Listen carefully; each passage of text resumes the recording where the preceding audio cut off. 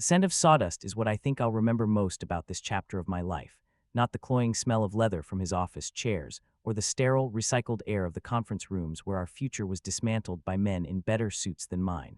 It's this smell, sharp and clean and honest, the smell of something being made, or maybe unmade and remade into something new. I sweep it from the floor of the workshop every evening, the fine pale dust clinging to my clothes and the hairs on my arms. It's a simple job, working with my hands, sanding down reclaimed wood for furniture. There's a quiet satisfaction in it, feeling the grain change from rough to smooth under my palm, a tangible result at the end of the day. It's so different from the world I used to live in, a world of numbers on a screen, of projected earnings and abstract portfolios, a world where my best friend, the man who was the best man at my wedding and the godfather to my eldest, meticulously and with a gentle smile erased 20 years of our lives. We never saw it coming, and that's the part that haunts me in the quiet hours after the sawdust has been swept and the tools have been put away. It wasn't a sudden storm, it was a slow, creeping tide that we mistook for the gentle lapping of a calm sea. He was more than a friend, he was family. Our wives were like sisters. Our children grew up together, their heights marked in pencil on the same doorframe in our kitchen. We spent holidays together, our houses blending into one large, chaotic, happy home. He was the one we turned to for everything. When the boiler broke, he knew a guy. When our son struggled with math, his daughter tutored him. And when it came to money, he was the oracle. He de-started his own advisory firm a decade ago, and we were his first clients. It felt right, natural, putting our faith in him. It wasn't just about trust, it was about pride. We were proud to see him succeed, to see his small office grow into a polished suite downtown with a view of the city skyline. We'd sit in that office, the two of us, my wife and me, across the wide mahogany desk from him, and he'd pull up charts on a large monitor.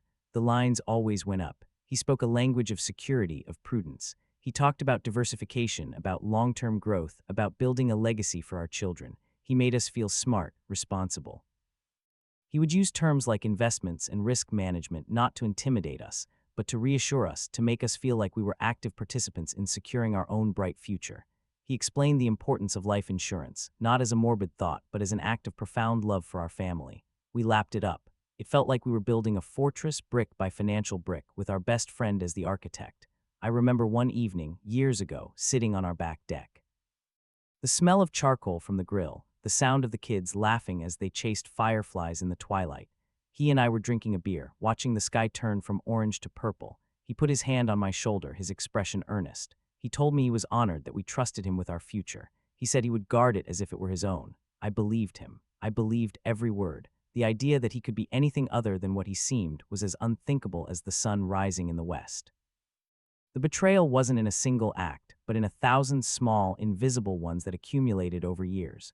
The shift was subtle at first. He suggested moving some of our funds into a new, exclusive opportunity, a private equity fund, he called it. He spoke of it in hushed, excited tones, as if letting us in on a sacred secret. It was for his inner circle only, he said, his most trusted clients. It promised returns the regular stock market couldn't touch. It was less volatile, he assured us, insulated from the whims of public trading. He showed us a glossy brochure filled with photos of innovative companies and testimonials from people we didn't know but whose names sounded important. My wife was hesitant. She was always the more cautious one. She looked at the glossy pages, her brow furrowed slightly. She asked questions, good questions, about liquidity, about the underlying assets, about the lack of public information. He had an answer for everything. He'd smile his warm, reassuring smile and call her his favorite skeptic. He'd say her caution was why we made such a great team. He explained it was a long-term play, that the very nature of its exclusivity was what guaranteed its high performance. He and I teamed up on her, gently, lovingly. I told her he was our best friend, he would never steer us wrong. I remember the weight of her silence as she finally nodded, agreeing to sign the papers.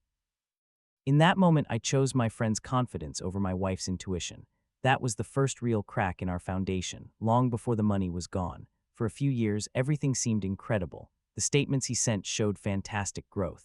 Our net worth, a number that had once been a source of mild anxiety, became a source of casual pride. We started dreaming bigger, a small cabin by the lake, traveling through Europe with the kids before they went to college. Early retirement wasn't a distant fantasy, it was a date we circled on the calendar. We felt invincible, insulated. The regular anxieties of life, the small worries about bills or unexpected expenses, seemed to fade away. We had a safety net woven by our best friend.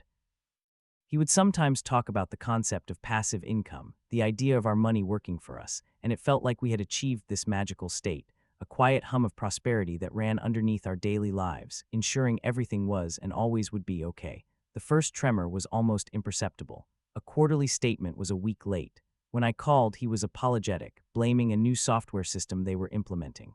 It made sense. Month later, a dividend payment that was usually direct deposited on the 15th didn't show up.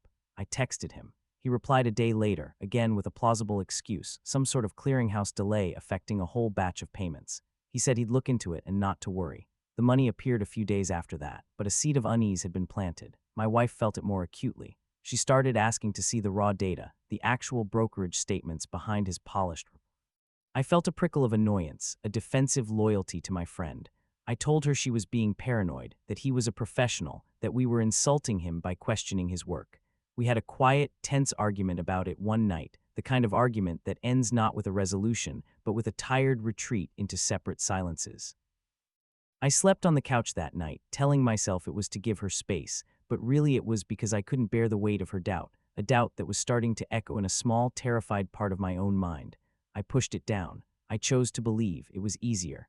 The next few months were a masterclass in gaslighting, though I didn't have the word for it then. Every question was met with a complex but plausible explanation. He used jargon like a smokescreen, talking about regulatory holds, escrow periods, capital calls. He made us feel as though our simple questions were naive, that we just didn't understand the sophisticated world he was operating in.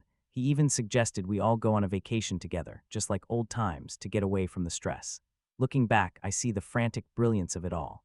He was shoring up the emotional walls even as the financial foundation was turning to sand. He needed us to keep believing in the friend so we wouldn't look too closely at the advisor.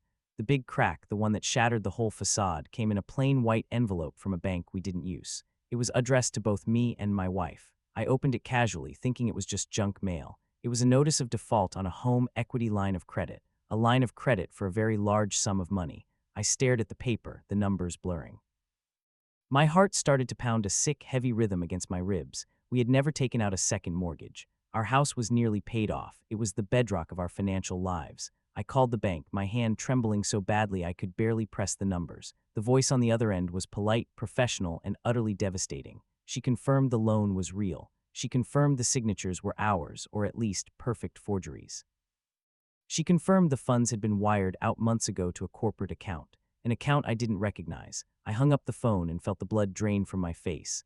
My wife came into the room, took one look at me, and knew. She didn't even have to ask. I just held out the letter, and as she read it, I watched 20 years of shared trust crumble and turn to dust in her eyes. The hours that followed are a blur of frantic, useless activity. I tried calling him. His personal cell went straight to voicemail. His office number was disconnected. We drove to his office building, the one with the skyline view. The directory in the lobby was already different. His firm's name was gone, replaced by a law firm. We took the elevator up anyway, a desperate, silent ride. The glass doors to his suite were locked. Inside, the space was empty. The mahogany desk was gone. The chairs were gone. All that was left were some stray cables on the floor and the ghost of a logo on the wall where his company's name used to be. The view of the city was still there, indifferent. We stood there for a long time, staring into the empty office, the silence stretching between us, thick with everything we couldn't bring ourselves to say. We weren't just looking at an empty room, we were looking at our empty future. The unraveling was brutal and swift. We hired a lawyer, a tired-looking man who seemed unsurprised by our story. He explained what had likely happened, a Ponzi scheme. Our friend had been using new investor money to pay returns to the old ones, including us. The glossy reports, the rising numbers were all fiction. He had built a house of cards and it had finally collapsed. He hadn't just stolen our investment funds, he had leveraged every asset we had. He had cashed out the kids' college funds. He had taken loans against our life insurance policies, rendering them worthless. The second mortgage on our house was just the final, desperate move of a drowning man pulling everyone else under with him. The word debt was no longer an abstract concept. It was a crushing weight, a mountain that had suddenly appeared in the middle of our lives. The days became a series of humiliating meetings. Lawyers, bank officers, a bankruptcy trustee. We had to itemize every possession, every dollar we had, every piece of our lives to be scrutinized by strangers.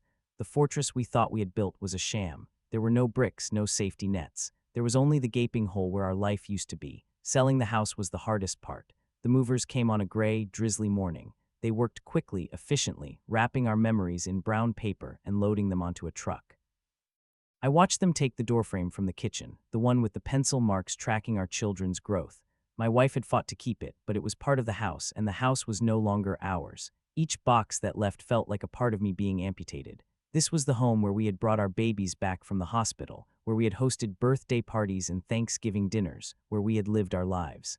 Now, it was just an asset to be liquidated. The silence in the empty rooms was deafening, echoing with the ghosts of laughter and conversations and life.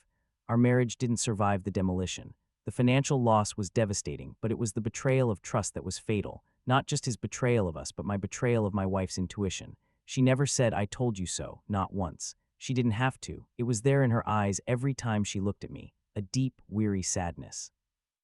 The shared dream that had held us together was gone, and we didn't know how to build a new one from the rubble.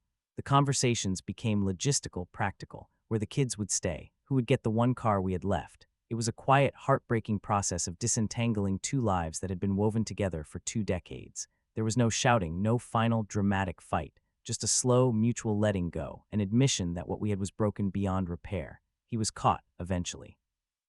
Tried to flee the country. His picture was on the news. I saw it one night, a mugshot on the screen in a cheap motel room I was staying in. He looked older, smaller, all the warmth and confidence gone from his eyes. There was no satisfaction in it, no anger, just a profound, hollow sadness. He had destroyed our lives, but he had destroyed his own as well. Whatever demons had driven him to do what he did, they had consumed him completely. I ended up here in this small town a few hundred miles away from the city that held all my ghosts.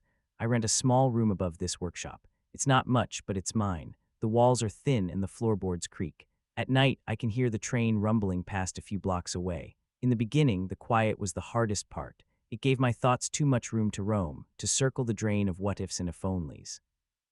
I would lie awake for hours, reconstructing every conversation, every handshake, every signature, searching for the sign I missed the moment I could have stopped it all. But you can't unscramble an egg. For a long time, I was defined by what I had lost. The house, the money, my wife, the life I had known. My identity had been tied up in being a provider, a successful family man. Without those things, I felt like nothing, a ghost haunting the edges of my own life. The work helped.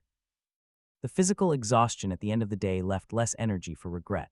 Sanding wood requires focus. You have to pay attention to the pressure, the direction of the grain. If your mind wanders, you leave a scratch. It forced me to be present, to focus on the small, tangible thing in front of me. Slowly, very slowly, something began to shift. I started to notice things I hadn't noticed in years. The way the light changes in the early morning, the taste of coffee from a simple diner mug. The sound of birds outside my window. These small, simple pleasures had been there all along, but I had been too busy, too focused on the upward sloping line on a chart to see them.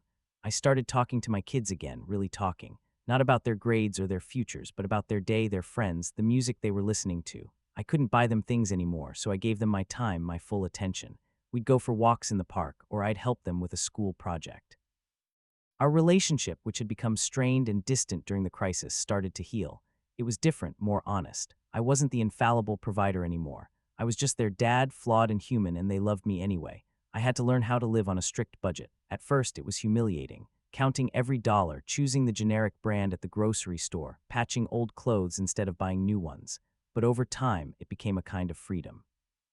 The constant, low-grade anxiety of managing wealth, of protecting it and making it grow, was gone. The pressure was off. My life was stripped down to the essentials: a roof over my head, food to eat, work to do, people to love. There was a strange peace in that simplicity. I have a wooden box on my dresser where I keep a few old photographs. One of them is of the four of us, my family, at a picnic years ago. We are all smiling, squinting in the sun. Another is of him and me, our arms around each other's shoulders at my wedding, young and grinning, convinced we had the world figured out. Sometimes I look at that picture of him and try to see the man who would one day systematically ruin me. I can't find him. I only see my friend. And I've come to realize that maybe they were the same person all along, that the capacity for great friendship and great betrayal can live inside the same heart. I am learning to forgive him, not for his sake, but for mine. The anger was a heavy stone I carried for a long time, and I'm tired of its weight. I don't know what the future holds. I will never recoup the money. I will likely work at this job or jobs like it for the rest of my life. My wife and I are friendly, but the romantic love is gone, a casualty of a war we didn't know we were fighting. It's a bittersweet reality, a life smaller and quieter than the one I had planned. But it's not an unhappy one. This morning I was sanding a large tabletop made from an old barn door. The wood was scarred and weathered, marked by decades of use and exposure. As I worked, the rough gray surface gave way to the rich, warm wood underneath. It wasn't perfect. It was full of knots and imperfections, a map of its own history, but it was beautiful, strong, real. And I looked at my own hands, calloused and covered in that fine, honest dust, and I felt a sense of peace settle over me, a quiet contentment that no financial statement could ever measure and no thief could ever take away. I survived, we survived, and in the quiet simplicity of the wreckage, we found a different kind of wealth. Thanks listening this story. Now I want to hear your thoughts in the comments. Let's see how global our community is. Comment your country down below. Share this story to your friends and leave a like and subscribe for more episodes like this.